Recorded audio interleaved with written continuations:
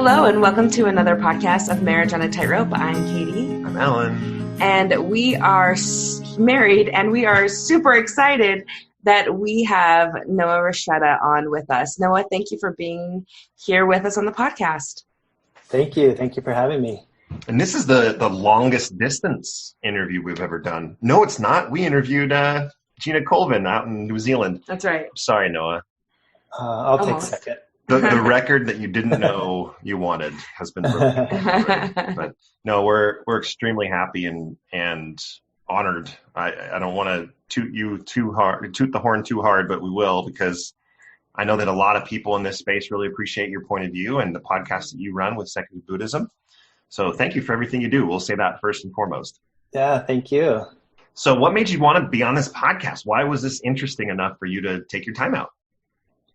Well, first of all, just the concept of marriage on a tightrope, any relationship has so many intricacies to make it work.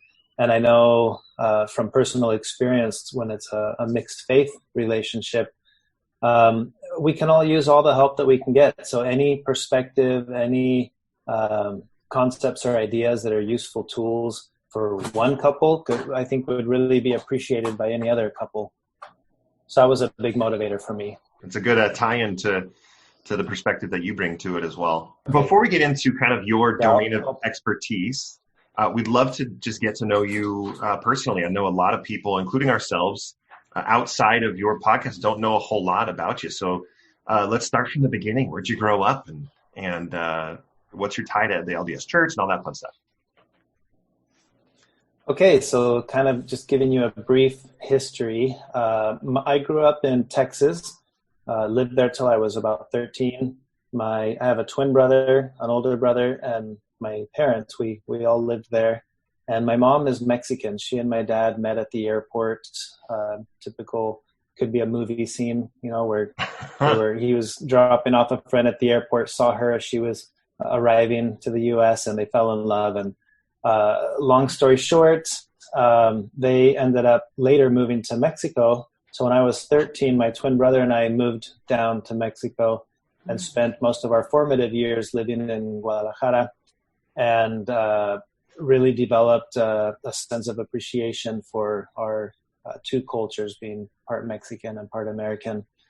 From there, served a mission in Ecuador, in Guayaquil, and then came home.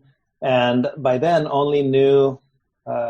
only real connection to the U.S. was people that I knew who lived in Utah. So that led me to Utah to go to school. And in college, I met my wife there. And we ended up getting married and staying in the U.S., staying in Utah. And we have 3 kids. We've always talked about the idea of maybe giving our kids the same opportunity that I had, to be able to live in Mexico, to be able to have an appreciation for their roots, for the Spanish language and the Mexican culture. And that led to us eventually moving down here.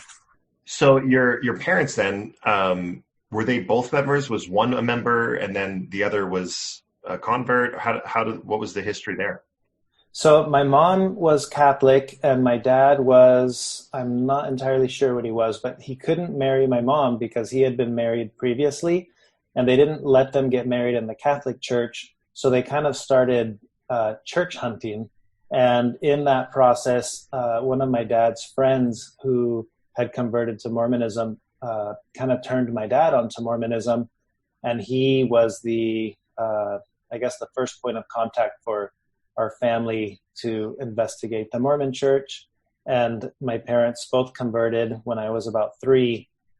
And so I essentially grew up in the church and I had the typical upbringing of someone that someone would have in the church, while simultaneously holding a little bit of space for the Catholic roots, because all of my schooling was in Spanish and private Catholic schools, and we would attend Mass as part of our school curriculum. So I kind of always held a little bit of both, although I would say doctrinally, if we were to say that, I felt LDS, and that's what made sense to me and resonated for me. Although a few times on my mission, I did defend the Pope from criticism, because I felt a sense of loyalty to my Catholic ancestors and cousins and grandma and stuff like that. Of course. And what about your wife's family? Did she come from an LDS background as well?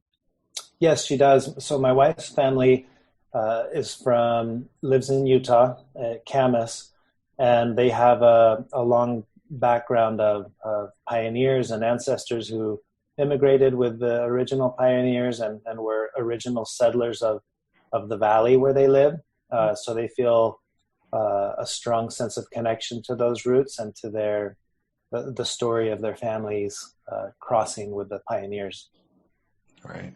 That's cool. So we got some second generation and multi-generational LDS. That's great. I think every couple goes into their marriage at least like being mixed faith in some way, because you grew up so differently, different backgrounds, and you may have something in common like religion, but that doesn't mean that you like do the things the same way.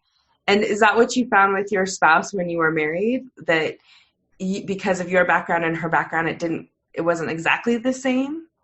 Yeah, that's very much what I found. And not only within the religion, that to me was interesting, that within the shared religion, we had a very different approach. Growing up outside of the country, in Mexico, there's no emphasis really on church history or the pioneers. We don't do Pioneer Day. Like, there's just a whole different approach to Mormonism living in Mexico. So even within the shared religion, there were already differences. But then, of course, there were the cultural differences with just the American mentality versus the Mexican mentality. So going into the marriage from day one, there were a lot of differences in our cultural views and understandings of how the world works and why it works the way that it works and what aspects of all of it are important. And that was, I guess that was my first time to really encounter the Utah approach to Mormonism. Sure. And it was probably her first time to kind of encounter an approach that isn't the Utah approach to Mormonism. But it was never a problem for us. I think we both really enjoyed the perspective that we each brought to the table. Yeah. I want to ask about the American versus Mexican culture going into the marriage. You mentioned there's differences there. Give us some highlights on what the differences there are. Well, okay, a couple of differences that stood out early on. One cultural difference among Mexicans and possibly other forms of Hispanic cultures, but we don't like to say no. So culturally, you just know that if someone says no, that's a very big deal. So it's more likely that they're going to say yes and then later change their mind or back out of what they committed to. So, for example, my wife, this is something that happened early on, where she had a name that she liked for a potential future child. And she brought up the name, and I didn't like the name. But again, culturally, we don't like to say no. We don't like to have conflict. So it's easier to say, oh, yeah, sure, that's a name that could work, hoping that maybe she'll find another name later and we'll never have to address it. Well, she liked the name, and several years later when we were having a daughter, she's like, remember that name? And she kind of pitched the name, and I was like, I don't know, maybe we should. And she was really offended that suddenly I didn't like the name. And from my perspective, I was like, but I never did. And she's like, but you said you did. And it's like, yeah, but that doesn't mean that I did. And it was hard for me to understand, like, what's the big deal if I said I liked it, but really I don't. Culturally, that's common in Mexico, right? Right. And for her, it was like, no, if you ever said you liked it, you better like it till the day you die. And it was very foreign to me. And then, so that's one. And then the other nuance in Mexican mentality is it's not so black and white. And we're raised with a lot of gray. And, like if you get pulled over by a police officer, it's no big deal to decide, well, there's got to be a way around this. Like, how much is this going to cost me? I'll pay you instead of going to pay the ticket, right? Like that mindset of well, it's corruption is what it is, but it's so prevalent in Mexico that just anything that's a system, like the system. An American thinks of the system as this rigid thing, and it works and you respect it and you don't go around it, right? And within Mormonism, I think that same mindset prevails. But for a Mexican, there's a very strong mindset of, well, a rule is more like a guideline. And if it's a guideline, there are ways to kind of flex and bend the rules. And in her mindset, from the American point of view, it's like, no, you don't bend the rules. That's just how it is. So we would encounter little things like the rating system with movies. Like, oh, should we go watch this? No, that's rated R. And I'd be like, no, it's rated B, because it's a different system in Mexico. And we never, ever got the advice of the ratings, because that whole concept didn't translate, because it's a different rating system. Right. So what would be a normal movie for Mexican Latter-day Saint youth that we would all go watch, suddenly with, if I was around American Latter-day Saint youth and they'd be like, oh no, we would never go watch that. It was like, what? Why? So I encountered that with my wife early on in our marriage with, should we watch this movie? And she would be like, no. And I would be like, why? What's wrong with that? And we just approached it very differently because of that same mindset of the gray areas and the nuances to rules. I don't know about you, Alan, but I think I just had a light bulb moment when you explained the first concept of, like, you can't say no, and then you're like, when it comes down to it, you're like, oh, well, no, I actually didn't want to do that. Because Alan and I encountered a lot of people on our mission, and I don't know. I thought the same thing. Didn't you think the same thing? Who would say, like, yes initially, right, to meeting with us, and then when we would show up at the house, 9 times out of 10, it was right. And then I don't know if that's common everywhere with missionary work, but it probably, I never really put together that it could be a cultural thing. So it's very much a cultural very thing. enlightening. Yeah. And most of the people that we taught and baptized were South American. Mm-hmm. Usually South American, Ecuadorian, Colombian. Mm-hmm. There's not many people from Mexico and Spain, but I rarely taught Spanish people. It was mostly Latin Americans. Yeah, very interesting. I remember on my mission in Ecuador, I knew that about the culture. So I remember a couple of instances where my companion would be like, hey, they already said yes to the commitment. And I'd be like, no, but that doesn't mean that they're really going to be there. Like, we need to make them triple, quadruple committed to this. Yeah. Because I didn't trust the yes, where my companion did trust the yes. We learned pretty quickly not to trust it. So they would, we would write down their phone number and read it back to them to make sure we wrote it down correctly, but read it back incorrectly on purpose. And then they would say, yep, that's fine. And we go, all right, well, we're not going to follow. Wow, that's really fascinating. So, I'm so interested in knowing, like, how did you get into secular Buddhism? I mean, did you study it before, or can you talk a little bit to that? And how it specifically, I think a good bridge would be how it tied into any sort of, did you have a faith crisis? Was there an exchange for one system for another, or a melding of the two? Talk to us a little bit about that. Sure. Yeah. So there was definitely a transition. I was always interested in philosophy. In high school, history was my favorite subject, and philosophy was pretty close behind it. Just the idea of exploring ideas. So that was there in the background. And then, but there was never an inkling of or a reason to kind of question my worldview. It made perfect sense to me for most of my life. But 4 years into our marriage, I found our marriage was suddenly on the tightrope. And this was in spite of our shared views, I think there were enough differences that I started seeing red flags, like maybe we're not as happy as we thought that we were. And that was in a way that kind of shook the ground for me, because I had felt up until that moment that as long as you're doing all the things you're supposed to do and believing what you're supposed to believe, there's no reason for there to be any rockiness in a relationship. And I was confronted with the reality that, well, there is, and I'm not sure why. So in the process of me trying to figure out how can I make my marriage feel healthier and happier, I started kind of researching and studying religion in general, starting with mine, but also just psychology and how relationships work. And the more that I studied psychology, the more I was encountering concepts that were coming from Eastern thought. So much of psychology concepts today overlap from Buddhism, because Buddhism is a tradition that's been studying the mind for a couple thousand years. So as this exploration of me trying to understand myself and the dynamics of the role that I play in this marriage, it just slowly kept creeping over and over more towards Eastern philosophy and concepts that come from Buddhism.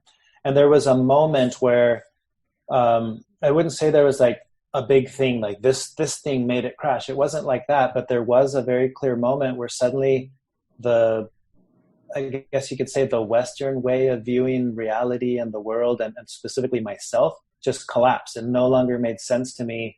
And the way that the Buddhist worldview kind of explains the understanding of self and the relationship of yourself with the universe, that explanation made so much more sense to me. It just resonated with me, and from there I just went down that rabbit hole and studied it. And then I eventually did a ministry program and just kind of went deep down that hole of studying Buddhism. And in the middle of all that, of course, there was that transition where at some point you have to decide, are you more this, less this, and more that? And that was a pivotal moment for us in our marriage, where it's like, well, do you even still consider yourself a Mormon or a Christian? And those, that was a hard phase and a difficult thing to kind of sort out. But with time and with patience, we came out of it on the other end, and very supportive of each other and the paths that we're on. So that's kind of how I slowly transitioned from what I would say was the life of a Mormon and a Christian to the life of someone who identifies more as being Buddhist. What can you tell us what the difference between like a traditional Buddhist and secular Buddhism is? Yeah, so secular Buddhism is kind of like it's an approach within the overall form of Buddhism that is very interested in the philosophy of Buddhism rather than Buddhism as a religion. And I kind of encountered it because as a believing member, I wasn't interested in transitioning to Buddhism as a religion. I was interested in transitioning a lot of Buddhist concepts into my current worldview, which was a Christian background. And I encountered this movement called secular Buddhism that was happening at the time. And it really spoke to me, because then I didn't feel the need to have two religions here to compete. And just for reference, about what year was this that you kind of discovered this movement? 2011. Okay, perfect. Thanks. Yeah. So it's hard to compare secular Buddhism with traditional Buddhism, because traditional Buddhism isn't a single entity either. There are so many schools of Buddhism, and they vary, like Tibetan Buddhism versus Zen Buddhism. It would almost seem like they're two entirely different schools of thought to someone who sees it from the outside. So secular Buddhism is also not just a singular entity. There's no governing body that determines what is secular and what is classical. So in some ways, Zen Buddhism is a very secular form of Buddhism, where Tibetan Buddhism might seem like a very religious form of Buddhism. So yeah, if I was to answer the question, the difference between the two, I think the secular approaches Buddhism without any kind of supernatural or religious concepts, and it's very compatible with people who have no religious concepts or who already do have religious concepts, because it's not competing. Have you found people just on the surface with those two terms having an adverse reaction or response to just the name of the podcast and the practice itself?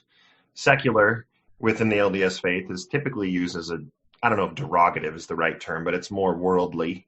And then Buddhism, whole separate religion, secular Buddhism, when I come and introduce that to Katie, and I actually don't remember exactly if there was a reaction or not, but No. when I go to Katie and say, this, you need to listen to this. It's not challenging your belief system at all, but it's secular Buddhism. There could be kind of a reaction.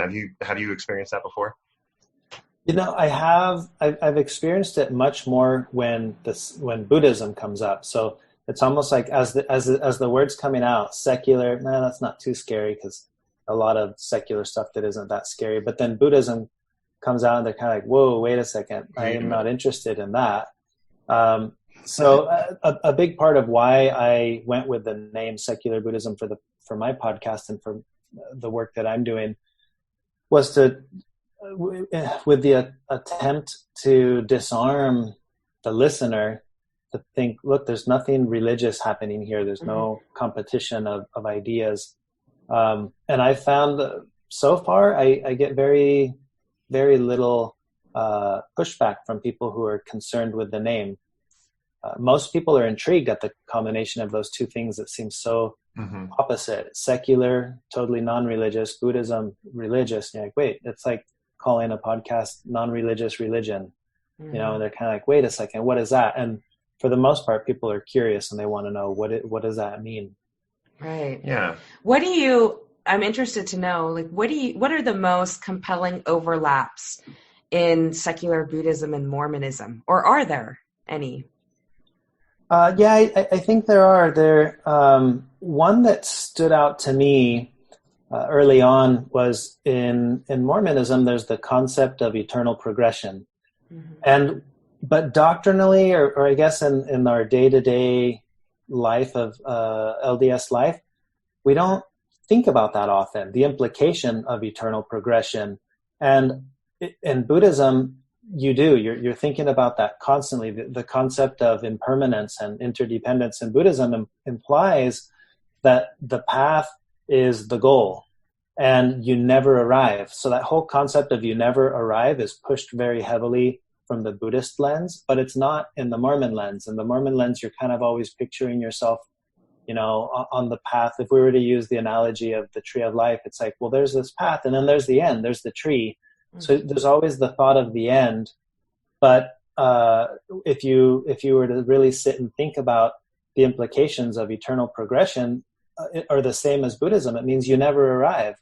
And you just go and you go and you go. And when you're done, you keep going and you never get there because progression is an eternal thing.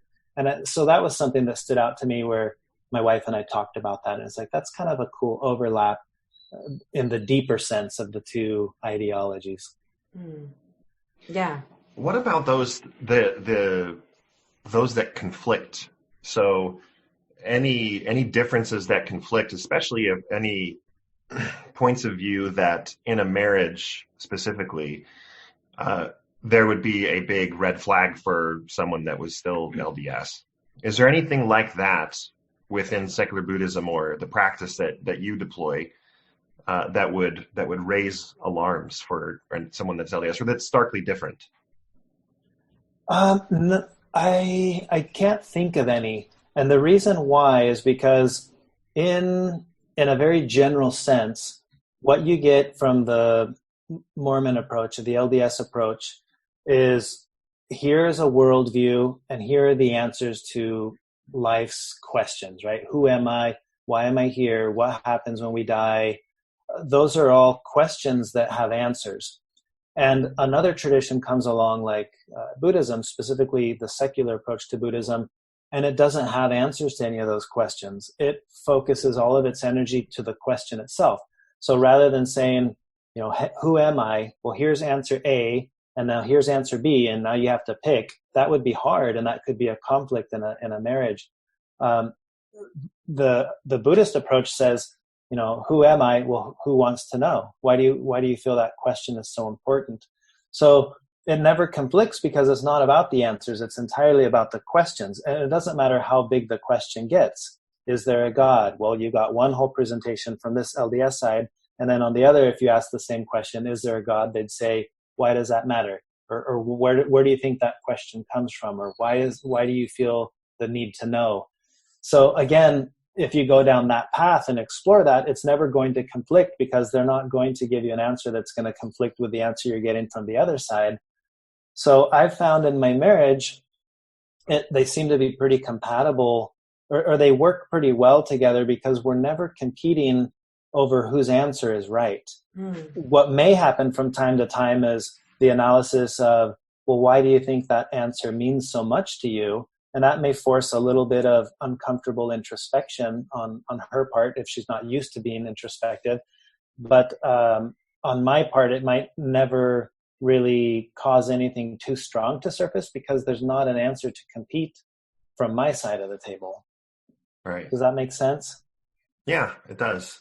So I just want to be clear. So is your wife active? I mean, what is like your participation level right now with the church? Yes, my wife is active, and I would say orthodox in her approach to Mormonism, as are my kids, just kind of by default. Yeah. And my participation is I attend from time to time with my family, and I just sit quietly with them. And when sacrament's over, I usually go out to the car, or I'll sit out in the foyer and read a book, only because I'm just not interested in going to class. But I am interested in making sure my family knows that I support them, and if this is something that's meaningful to them, I go from time to time. But I don't always go. If I have plans, or I record my podcast usually on Sundays. And I also do other activities sometimes on Sundays. Yeah. So that's kind of how we navigate that as a family. So two-pronged question. So when you're participating and you're supporting your family and by going to church, how is that experience for you? I went today, for example. The things that are said from the pulpit, do those sting you? Are you concerned about your children learning these things? And how does your embracing of secular Buddhism help with the emotions that can come from church participation? Yeah, that's a good question. And the answer would be it varies depending on which ward I go to. If we're in Utah, for example, versus here, sometimes the nature of the topics that are discussed are very, very different. In one ward, it might be like, we're going to get into deep doctrine today, where in another ward, it's just talking about, what can we do to be more Christ-like? And so based on the topics, it can be somewhat of a pleasant experience, but there have been instances where a message is being communicated that makes me feel like, oh man, I want to make sure when we get home that I can kind of counter this and say, well, here's my take on that. But at the same time, I don't want that to be my wife's experience, that anytime I'm there with them, I feel the need to interject my view, because she doesn't need to have my view if she doesn't want it. And so that's been something that I've had to kind of learn to navigate. It's like, she's not interested in knowing what I think about everything that's expressed over the pulpit. And those instances where I do go and maybe it makes me feel a certain way, I've kind of taken those now as ways for me to practice what I'm trying to do, which is getting to know myself and asking myself, why did that ruffle my feathers? Or why does that even bother me if someone thinks that or believes that or says that? And those have been, there have been moments that have come out of those experiences where I learned a little bit about myself. Mm-hmm. Yeah. So those self-reflecting questions that you're asking back at yourself, how do they manifest? I know that that's a central part of secular Buddhism. Like, are there certain tenets or teachings or stories that are told that within secular Buddhism that help you harness that ability or that self-reflection? Kind of. So there's a practice that we talk about. Typically we all experience emotions, and all emotions have causes and conditions. So it may be that so-and-so said this, which reminded me of that, which now makes me feel this. And this feeling that I have it's either pleasant or neutral or unpleasant. And if it's a pleasant experience, then it takes me on this trajectory in my line of thoughts and reactions. But if it's an unpleasant one, it may take me on this other trajectory of my next thoughts and reactions. And what we're trying to practice in the Buddhist approach is what we would call like put in a gap between each action and reaction. So that's a chain that's always going.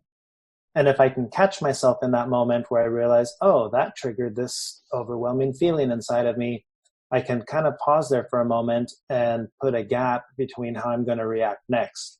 The reaction may be, the thought triggered an emotion, and the emotion triggered a memory, and the memory triggered a whatever. If somewhere along that path I can kind of put a little gap and pause, then what that gives me is a little bit more ability to be skillful with what comes next. And that's what we're practicing as Buddhists. That's what we're after, is skillful action. Mm-hmm. So what it may do is it may lead to a conversation later that day with my wife, for example. If it was something that she said and it made me feel a certain way, I may sit with the discomfort for a moment, but then the reaction that's happening in my head is, okay, how am I going to bring up this topic later in a way that's skillful, that's not me being too emotional or reactive, and then we can have a skillful conversation that would not have come if I had just allowed myself to go on doing my normal habitual reactivity. Right. Yeah. Right.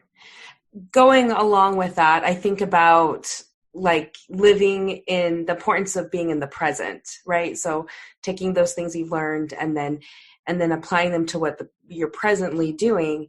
And I think, especially like in our case, we can get stuck on like the past, and we can get stuck on the fact that our future is going to look different than what we thought it would, right? The LDS culture is very good at laying out exactly what your life looks like. And when suddenly you have a spouse that's changed some of the plans, my bad, that can be so difficult for someone looking into the future, saying, I no longer get to go on a mission with my husband, or I no longer get to do X, Y, and Z. So can you talk to what it is we can do right now in the present that would be helpful to us? Yeah, so that's I guess that would be one of the areas where I do see a significant difference in one path over the other path. Mm-hmm. Like you were talking about the picture that's painted of having somewhat of a sense of certainty. This is how life is going to end up or should end up. And all along that path, you just have to have faith, and you have this foundation to stand on. That sense of a firm foundation gives the sense of safety and security. Mm-hmm. And from the Buddhist tradition, it's the opposite. They're trying to pull the rug out from under your feet constantly to get you comfortable with discomfort and comfortable with uncertainty. And I think there's a certain sense of wisdom that comes with that, the wisdom of insecurity, where at some point you're not afraid of whatever life's going to throw at you if you have no expectation of what life should be throwing at you. Mm. And I think when we correlate that in a marriage, my wife and I have talked about this because we had discussed one day going on a mission or one day doing this or that. And it is unfortunate to think, well, that picture that we had in our heads, that's not going to happen now.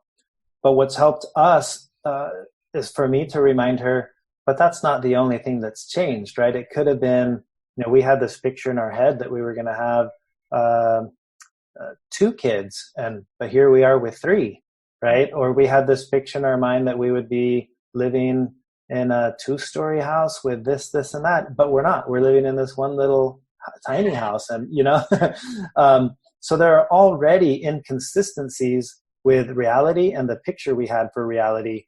So we can start to say, well, why does that one matter so much if all these other little things that aren't matching those haven't ruffled the feathers? Mm. And with the mission specifically, I'll usually say, well, let's just imagine maybe it wasn't my belief system that changed. What if it was that I was in an accident and now I'm paralyzed? And sure, you could still do a mission paralyzed, but it's going to be a whole different experience. Would you still be somewhat frustrated with me because of my change and how I am now affects the picture of reality that you had in mind. And of course she's like, well, no, not at all. It's like, well, but then why is this any different? I didn't wake up and say, hey, this will be fun. Let me go change my beliefs today. It just happened. And I'm sorry that it happened, but that's how it unfolded. And here we are trying to make our best of it. And that was like a really useful example that it's like, okay, yeah, you're right. We're just trying to make it work. And if it wasn't this, it'll be something else that's changed, because it's always all changing all the time. Right. I was talking to a coworker just the other day, and I'll say hi to him. Hi, Jesse. I was talking to him, and he put forth a very interesting thought about Christ, about Jesus, that Jesus, if you read the account in the New Testament, had so much Eastern thought influence in his teachings. And one specific interpretation of a very popular scripture that Jesus is quoted as saying is, "Be ye therefore perfect." And what he explained to me goes along with what you two were just speaking about, Katie and Noah, that "be ye therefore perfect" does not mean don't make mistakes. It doesn't mean you have to be literally be perfect and only do the things that you're commanded to do. It actually means to live in the present moment, to live free of judgment, desires, hatred, not focusing on the past, not focusing on the future. That's what he actually meant. It's an interesting interpretation, but I guess the question that I'm going to tie this into meditation a little bit, because that seems to be one of the goals of meditation, is to only focus on what you're currently experiencing, to only think about, we do the Sam Harris Waking Up app, and it's, feel your feet on the floor, feel the breath exiting the tip of your nose, feel the couch on your legs, and it's all very much focused on here and now. So this is a very long monologue to introduce an interesting concept that ties Jesus into it. But I guess my question to you would be, we absolutely can learn from the past, and we need to plan for the future. So where is the line between ignoring the past, quote unquote, and not planning for the future? Where is it harmful, or is it harmful to truly live in the present?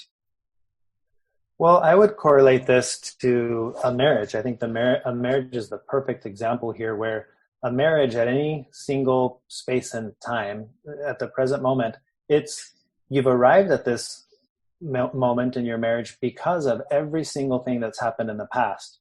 So the past plays an important role. And then, of course, there's the role of the future, right? Everything that we do right now affects what the future is going to look like for us in our marriage. So rather than thinking of it as, well, only the present matters, don't think of the future and don't think of the past, I'm not sure that's entirely skillful or beneficial. It's more like the only space that we have to work with is the present moment. And in this present moment, what are we doing to make our marriage the best version of it that it can be? And my wife and I have talked about this, where we'll mention, like, from her perspective, there's kind of almost the safety net that, like, we've got eternity to figure it out, right? She's got eternity for me to figure out, oh, maybe I should have done this differently, and I'll do it the way she thinks I should do it. And from my perspective, we don't have that safety net. I've got this one shot. And that's been actually a pretty healthy combination, because I can, from time to time, bring out the evaluation of, okay, let's sit and talk about, how are things going? Are you happy in our marriage? What can we do? What can I do to be a better partner and a better spouse? And so getting to what you mentioned about the "be ye therefore perfect," it's like, well, in a marriage, what is a perfect marriage, right? Your perfect marriage may look very different than my perfect marriage. And when we understand the flexibility that exists in a concept as seemingly permanent as perfect, you realize, well, it can only ever exist in this present moment, where right now it's perfect in the sense that we're making it work. Could it be better? Yeah, probably. There are probably a lot of ways it could be better. But is it to the point where we're throwing it away? No, we're still at the point where we're making it work. Well, then it's perfect. because again, the concept of eternal progression falls in here. We're always trying to get it better. It's always, you never reach perfection, but somehow there is eternal progression, right? So if that's true and progression is eternal, then there is no such thing as perfect in the way we've always thought of perfect. There can only be perfect in the sense of, it means you're figuring it out. And if you're figuring it out, that's all you need. What more do we need in a marriage, right? So that's been helpful for us to take our marriage from time to time and say, right now, in this moment, how is it? And what can we do better? And we didn't used to do that before. We just always assumed that it was fine. And sometimes it wasn't at all, but we didn't bother to talk about it because we had that safety net of, well, in the eternities, we'll figure it out. Mm-hmm. Right. When in the process of figuring it out, like you said, I think one of the things that I struggle with is I am so tied to my emotions. And that's a really hard thing to separate, especially where religion comes into play. And sometimes I feel like I just let my emotions take over. And so what have you done in your own marriage, and how can you, when you're in the thick of emotion, how can you separate it and not get caught up in it? Oh, that's a really good question. And I think this is beneficial to anyone and any role that you're playing in life. The understanding that when an emotion arises, it's just an emotion. In the same way that when a thought pops into your head, it's just a thought that popped in.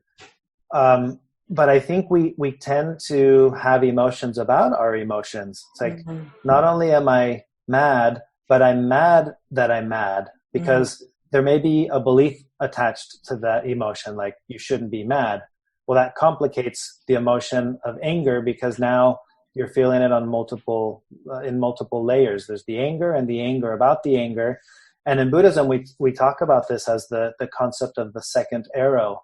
And the idea is that the first arrow, when you get struck with an arrow, it's like, boom, you were struck by an arrow. Now you can't do anything about it. But you can make it worse by picking up a second arrow and poking and prodding at that spot where you got hit. Like, why did you throw this arrow at me here on my arm at this spot? And you just keep poking at it. You're like, oh, okay, calm down. You're making it worse. Yeah. So when we experience emotions, we're kind of doing that, right? Like an emotion arises and we cannot help it. That's just what's there now. So what we do in terms of the practice is when that emotion arises, you recognize it and you allow it to be.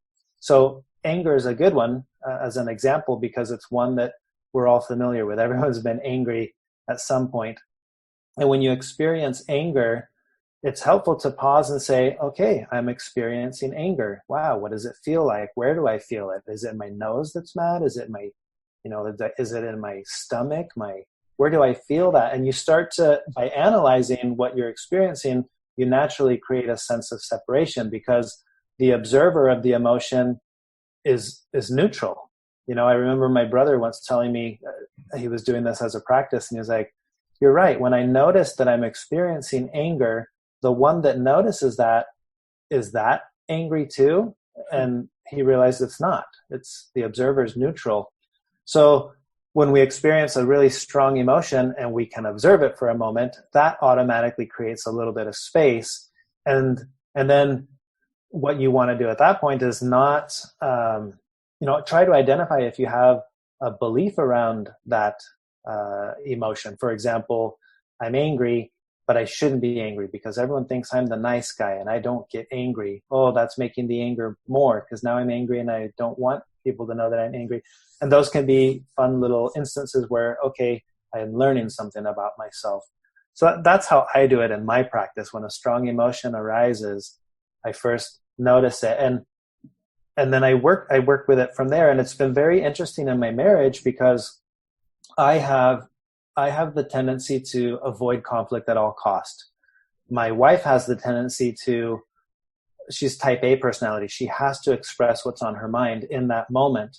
So the mix of our personalities sets us up for, often I don't say what I wanted to say, and then I resent that I didn't say it. And she says what she wanted to say, and she may regret that she said it.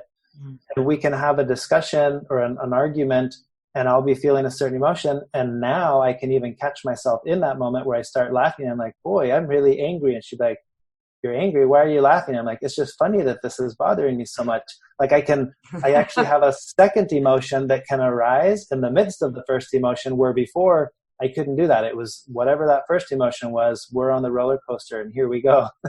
That's fascinating to me. And I hope I can get there one day, because I feel like as time passes, I feel like I become more skillful at, recognizing my emotions, but I definitely feel triggers sometimes. And I think better recognizing those triggers too would help me to keep things together, or at least recognize them in the moment, rather than just let the emotion happen and spout out for whatever I'm going to spout out and feel bad about it afterwards. So with these emotions, I wanted to poke a little bit at this. So it seems like there's, sitting in the emotion and recognizing it and thinking about it, I think can be misunderstood as you're not taking action because of the emotion, or sometimes you're purposefully inaction or inacting. That's not the right word. You're in a state of non-action where it's very self-reflective. And that could be confused with you're giving up. Emotions can be powerful motivators to go and do something with it. Can you talk a little bit about the difference between the self-reflection and not caring? Buddhism isn't not caring, right? I mean, you care. Yeah, absolutely. Yeah. And I think you're right. There's a big misconception there, because you'll hear words in Buddhism like acceptance, right? Which can evoke a sensation of resignation. And like the example you're talking about, it feels like someone doesn't care. But what we're really striving for in the practice of living mindfully, or if you want to call it Buddhist practice, whatever you want to call it, it's not action versus inaction. It's skillful action versus unskillful action. Like, action is inevitable, right? If you say something and it triggers a thought in my mind, that's an action. I couldn't help that that's what happened. So suddenly I'm dealing with whatever arose in me. But where I do have power is how I'm going to act from this step on. So sometimes it can be a skillful action to not say anything, but it could be a skillful action to say something. And there's a difference there. So the misconception is, a lot of people will think, oh, the more you practice this, the more you're going to bite your tongue and you're not going to say what was on your mind. And I found it to be quite the opposite, because my natural tendency, like I said, is to avoid conflict. So my instinctual reactivity is to bite my tongue. And I found that the more I practice mindfulness, the more I feel a sense of my skillful actions should be saying what I'm feeling right now, and to express, hey, that really, that bugged me. Let me tell you why, rather than where before my reactivity was, well, I'll stay quiet and I'll let it fester. And now I just don't want to be around that person. So it's not inaction, it's skillful action is what we're after. You mentioned practice mindfulness. Someone that is not familiar with that term of mindfulness, what is mindfulness and how do you practice it? Yeah. Okay, that's a good question. So mindfulness is the non-judgmental observation of the present moment. It's kind of like when you're sitting outside and you're watching the clouds go by. Mindfulness is the art of awareness, of observing. So the opposite of mindfulness is a state of reactivity. You say something, it triggers a thought. The thought triggers an emotion, makes me say something back, and I'm caught in this constant form of reactivity without realizing that I'm being reactive. And mindfulness kind of steps in and it trains you to be able to learn to observe a little bit. Where typically we don't observe, we're always reacting. So mindfulness as a practice is, it doesn't have to be that you sit on a cushion and you meditate. Mindfulness can be practiced doing anything. Like the fact that I can observe in one moment that I'm not good at observing, well, boom, there you did it. That's actually mindfulness. So you're just trying to be better at being aware. If we were to think of this as an example, you can walk into a room that you've been in 100 times But you've never paused to look around and say, how many doorknobs are, on all the little doors behind me? I'm looking at the picture behind you, right? Like, or looking at my plates. I've done this while washing the dishes, and noticing each little curve and pattern and things that I had never noticed about my plates because I've never paid attention. So to wash my dishes mindfully, I see something that I had never noticed before, and that's looking at a plate. That could happen in my relationship. What have I not noticed before? And it can happen. I think the most powerful place where it happens is looking inward and saying, where are my thoughts and words and actions coming from? And I might notice something that I didn't notice before. So that, in a nutshell, is mindfulness as a practice. It's learning to observe. That was a very good and concise explanation. I want to hone in on the marriage part of it. So have you had any moments, and I'll ask you too, have you had any moments where in those moments of mindfulness surrounding your spouse or the situation of your marriage that you've had a breakthrough personally to say, oh my goodness, I didn't even recognize that this is what she's experiencing or this is what he's experiencing? To put you on a spot, I'm asking for a very specific thing, but have there been any of these moments where because that you are being mindful about your spouse, that you recognize something and then we're able to take skillful action with it? Yeah, I have. In fact, I think it's happened on multiple occasions now where I'll be applying this formula to me, right? Like a big breakthrough for me in my marriage was the recognition that I avoid conflict. I didn't know that about myself. And if anything, I maybe thought for a time that like that was a good quality of mine, is that, oh, look at me, I'm so patient, I never lose my temper. And then through introspection realized, wow, that's actually not beneficial in our relationship at all, because I don't say what's on my mind. And then she assumes that I either agree or disagree with something that both, it may be wrong, but I didn't vocalize my view. I've noticed the same thing backwards with, when I learn something about me and I'm like, oh, that's why I do that. It has happened backwards where certain traits or behaviors that I didn't quite understand about her, that maybe they bugged me. Then suddenly there's that moment where you're like, oh, I bet that's why she does that. And then we'll talk about it. And she's even had a couple of instances where she's confirmed, like, yeah, I think you're right. And it was like an aha moment for her too. And then it's like, oh, okay, well, that makes sense why this dynamic is working this way. And one of the examples is, when I noticed my need to not say something to avoid conflict, we've talked about her need to be ultra competitive. Like, where does that come from? And it wasn't initially talking to her about, hey, why are you so competitive? It was me trying to do the analysis of, I wonder why that matters so much. Like, she gets really bent out of shape if she loses, even if it's an insignificant game we were playing. And through that introspection, I was able to sit with her one day and say, hey, I had this thought, I wonder if because of the way you were brought up and the intensity with your siblings, and everyone wants to feel like they were the one that I don't know, like the need to feel validated, right? Like, okay, you are the good child. In their dynamic and in their family, that was linked very closely to winning. And I didn't notice this for years in our marriage, that like, that's why winning is such a big deal for her. It's ultimately her way of feeling like you are worthy to be loved because look how good you are. And when I couldn't see that, then it was a nuisance. Like, oh, here comes the competitiveness. Oh my gosh. But when I did understand that, compassion arose. It was like, oh, I know what you're really after. And you know what? It is okay. Good job. You won. And it made it that much more important for me if she didn't win to make sure she also understood, like, hey, just say no, that's not a big deal. Where I don't think I would have known that had I not noticed something about myself. So the introspection and the whole mindfulness thing, it can go where you learn something about yourself, but it can also go where you learn something about your spouse. I think we finally found a principle that can allow us to play Settlers of Catan again, huh?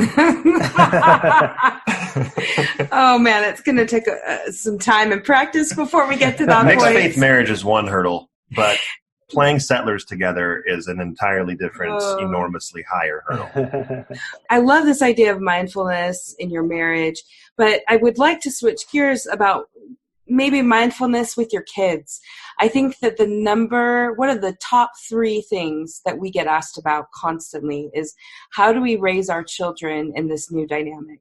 And how do we both be able to, quote, for all purposes, get our say in, And Alan and I have had plenty of times where we have said to the kids, look, we don't agree on this. And here's Dad's point of view and here's Mom's point of view. And why don't you tell us what you think about this particular thing? And that's kind of, with our older kids, how we've been able to handle it.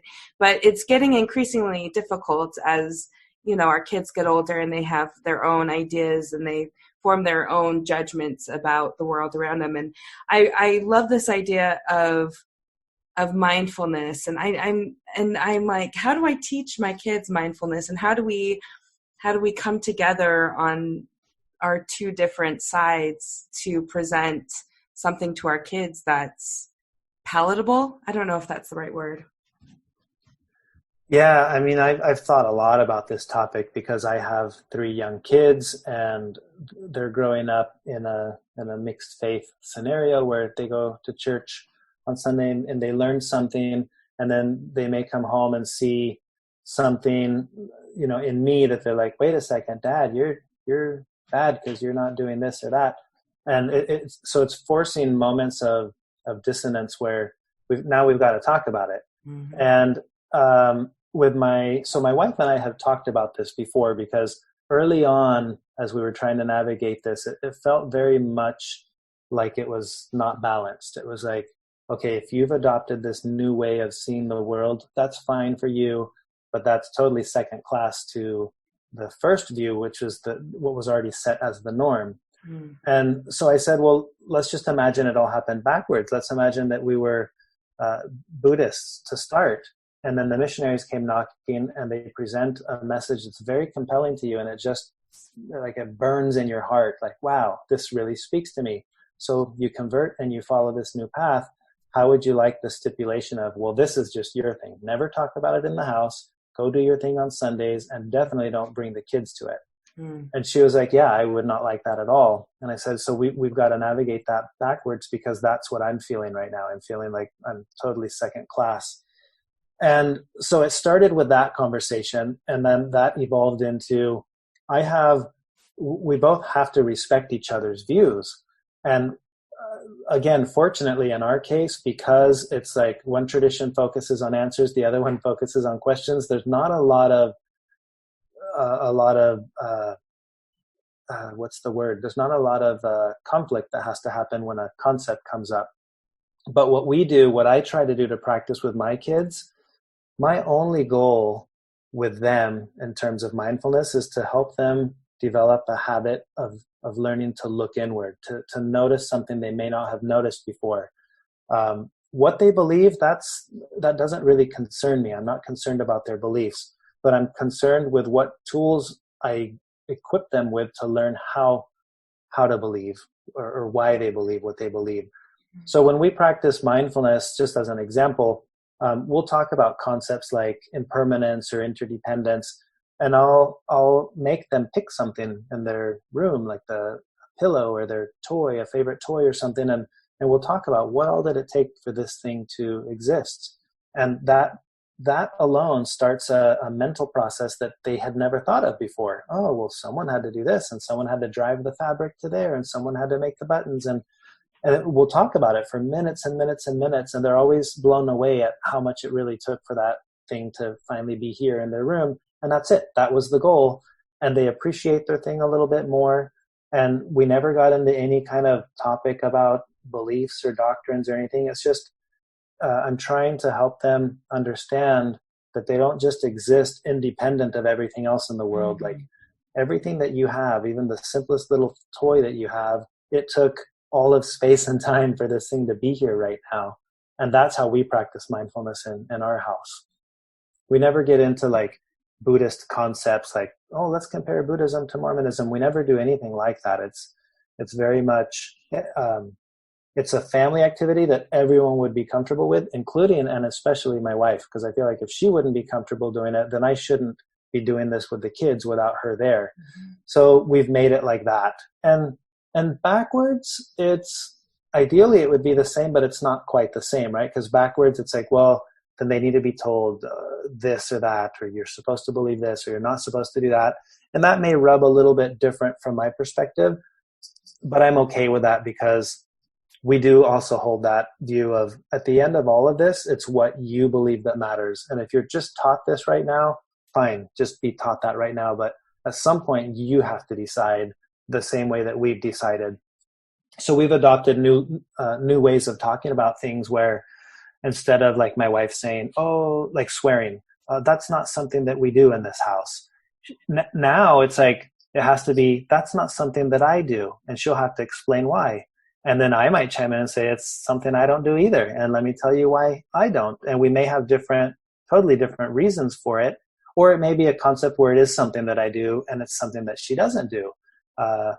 Like drinking coffee, right? That's an example where she couldn't just say, in this house, we don't drink coffee, because then my kid's like, but wait a second, but dad does. Mm-hmm. So it forced us to say, well, I do, and let me tell you why. Mommy doesn't, and she'll tell you why.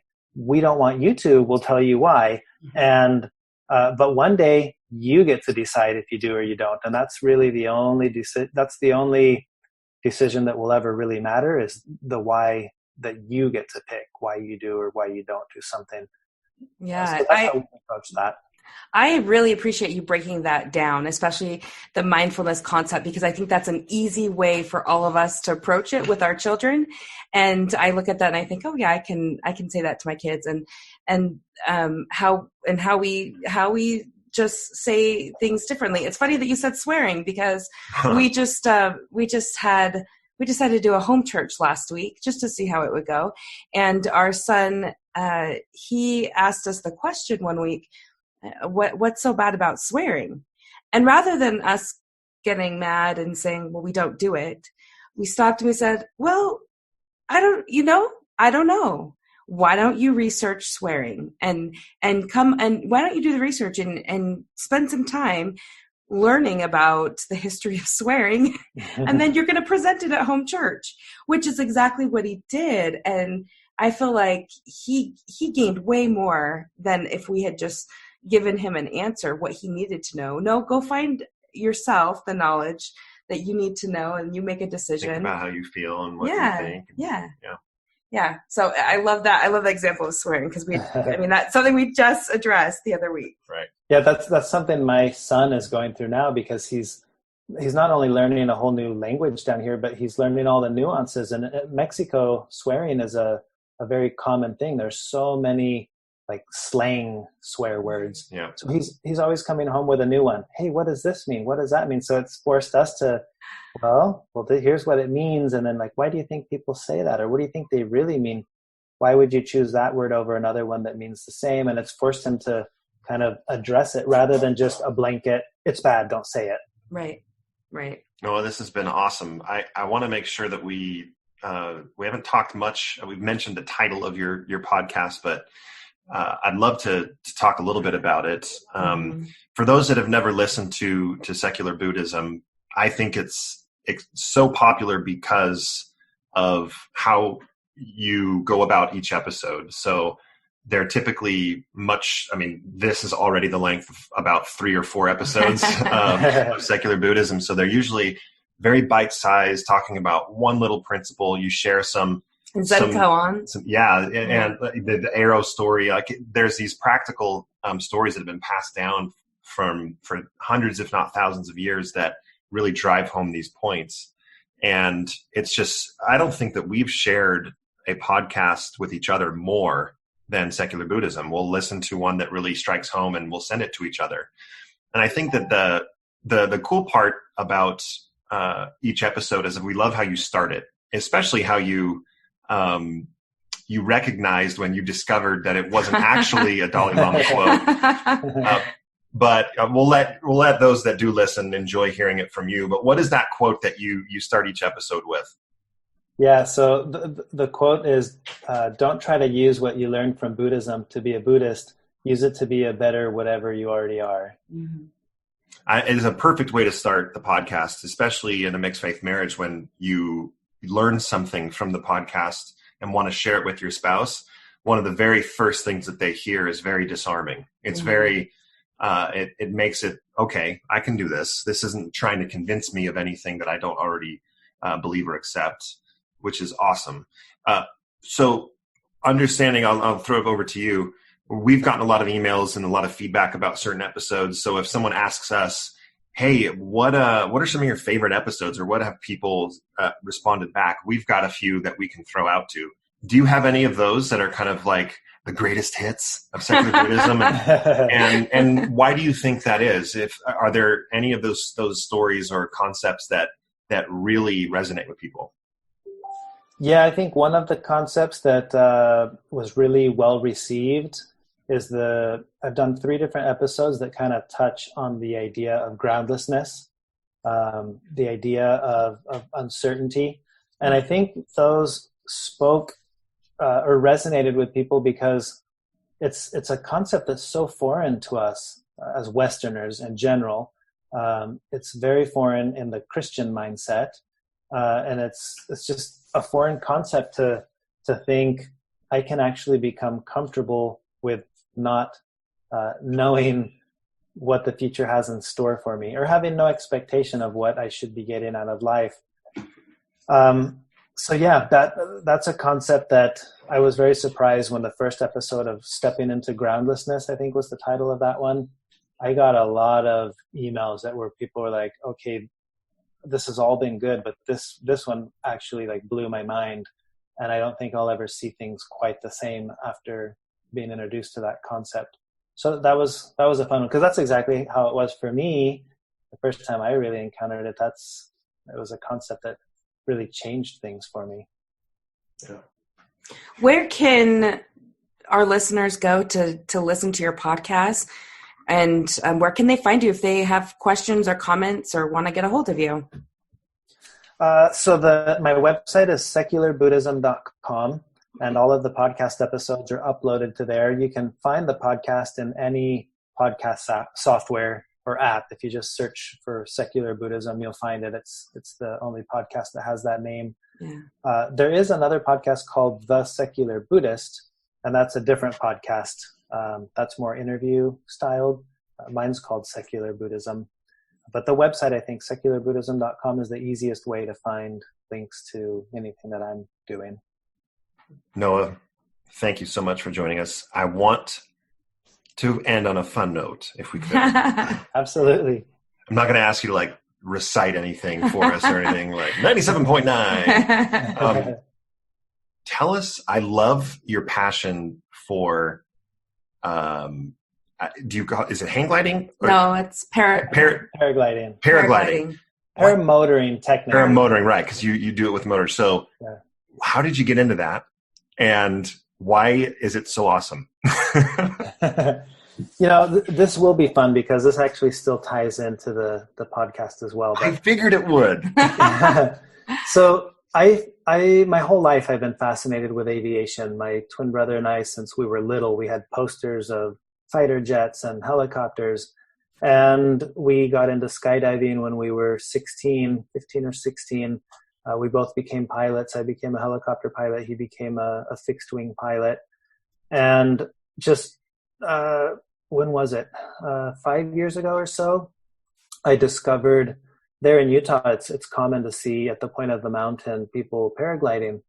And it had never crossed my mind that would be a form of aviation that was so accessible. I had already done aviation, and flying helicopters is extremely expensive. The career path for a helicopter pilot can be a difficult one.